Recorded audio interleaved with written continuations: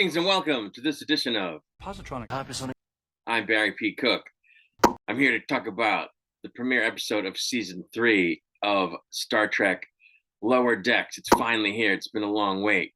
It was called Grounded, and as it starts, we see a news story on the Federation News Network, FNN, which is kind of funny, about the whole incident where the captain was taken into custody and accused of blowing up Pakled planet, just as sort of a refresher as to the events of the end of season 2. Following that, we see that Mariner is big mad and determined to see that her mother doesn't go down for this thing that she didn't do. And she's on Earth visiting with her dad, and he's trying to calm her down. And she makes a remark about how Earth is kind of lame, and she doesn't understand why they still have the Golden Gate Bridge because nobody drives. And she makes a crack about, why did they still have the Golden Gate Bridge, which is funny because you see it all the time in shots of San Francisco where Starfleet is headquartered in the live action shows.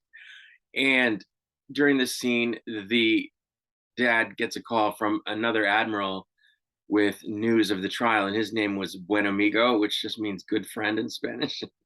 So I don't know if that's a real Hispanic last name, but I thought it was funny because it just means good friend. Anyway, he tells them that the judge that the captain pulled is a certain person, and I guess Mariner knows, I don't remember the name. I guess Mariner recognizes the name, and she goes, "Oh, that planet's rights lunatic."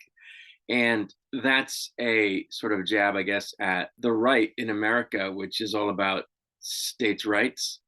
So I got the joke, but I'm a little concerned that it's in there because that was very, very direct. Like, I don't have an issue with shows dealing directly with social issues, but that was pretty on the nose. States' rights, planets' rights, lunatic. So I don't know. I don't know if I'm comfortable with that. Anyway, she goes off to try to do something about her mother's situation, and she visits Boimler at his family vineyard where he's working and not loving it because bugs keep going in his mouth and stuff. But while she's there visiting him and they're strategizing, we see him get hit on by about 3 different women who clearly want to get funky with him. And they keep hitting on him by using vineyard-related euphemisms that clearly indicate that they want to get funky with him, but he doesn't get it at all. So it's hilarious. Poor Boimler. But it turns out that they need his re-recorded logs, which are his personal logs that re-record the events of whatever the captain says in her log, because he likes to create a record, which they need because the actual captain's logs got corrupted by something that went wrong in the last episode of season 2. I can't remember what it was, but they need that information so that they can sort of prove to Starfleet where the ship was and where the captain was, so that she can have an alibi for what took place on Pakled planet.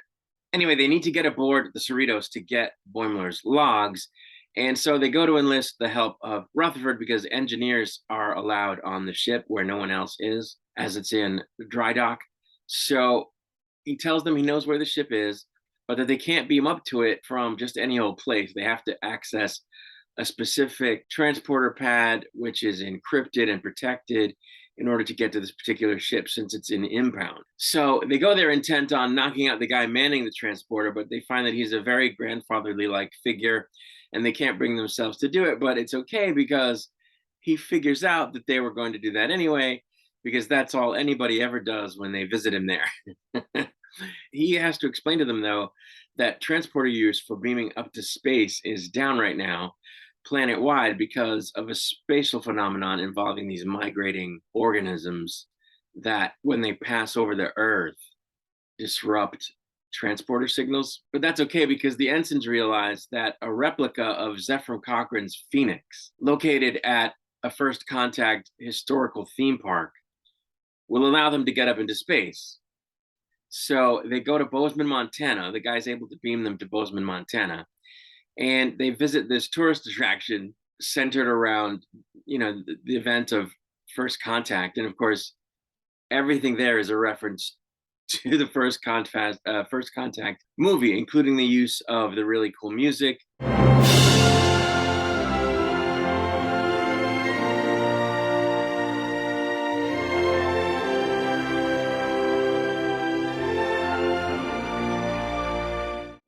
and a replica of the Cochrane statue, and the pub with the notorious one-song jukebox.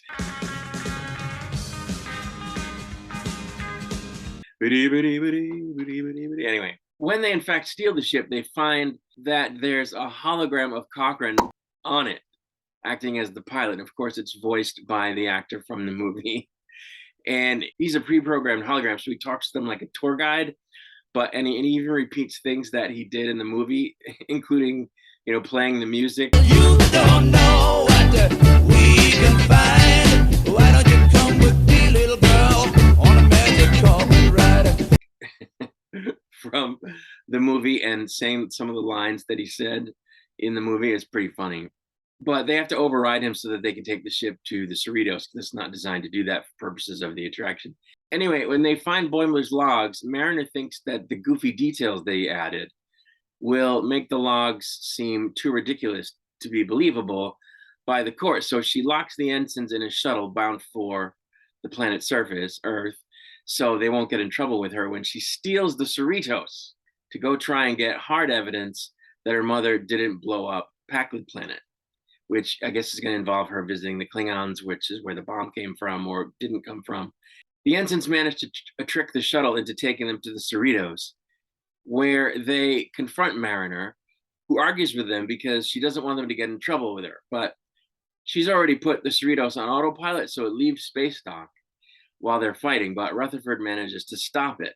Mariner then breaks down and actually cries because she's scared for her mother. But the ensigns assure her they'll be right by her side and everything will be okay one way or another. When security shows up to stop them from stealing the cerritos, the ensigns almost convince them that they're there on a science mission, helping the species from the spatial anomaly situation reproduce after their herd found its way onto the ship in the spot where Rutherford stopped it because they were attracted to materials on the ship and decided to stop there to engage in like of their breeding grounds ritual. Just when security is about to bust the ensigns, the captain shows up and explains that Starfleet figured out that she was innocent by conducting an investigation that involved Tuvok doing a mind meld to expose the conspirators. Mariner's dad scolds her and reminds her that he told her previously that all she had to do was trust the system and her mother would be fine, which she didn't want to do because she didn't trust the conservative Federation Court, which again is a direct reference to US politics and the heavily conservative Supreme Court, which again is a little bit too much of a jab at a specific political issue. And it seems to me rare for Lower Decks because they haven't really been engaging in this social commentary thing as much as other Star Trek has, to my recollection. And then to come out with these two things, I don't know, it seemed out of the blue. Anyway, the captain then puts Mariner's fate in the hands of the first officer, who I guess starting next episode is going to decide whether she gets to stay in Starfleet or not after stealing the ship and all that. So yeah, that's where they left it. So I'm glad the show is back. I thought that this was a good episode. There were a ton of references in there that I didn't quite catch what they were specifically, but I know they were references. And, there were very funny moments related to Star Trek First Contact. In fact, Rutherford and the Orion ensign, whose name I never can remember, are both wearing hats similar to Cochrane's from First Contact while they're at the theme park. And just the whole idea that there's a theme park there is hilarious. Like they took the Vulcan ship that landed in the First Contact event, and it's like a bouncy house. So it's just really funny. And to hear the music from First Contact was cool. And to have the original actor from the movie who played Cochrane lend his voice to the episode was very cool. So and the stuff on the vineyard is hilarious with Boimler. So I guess Tendi is the name of the Orion ensign now that I think of it. But anyway, really good episode. I'm glad the show is back, and I'm looking forward to the next episode. I will, of course, be back to give a review once that episode is released. I'm going to get out of here for now. Until I return, I wish you peace and long life.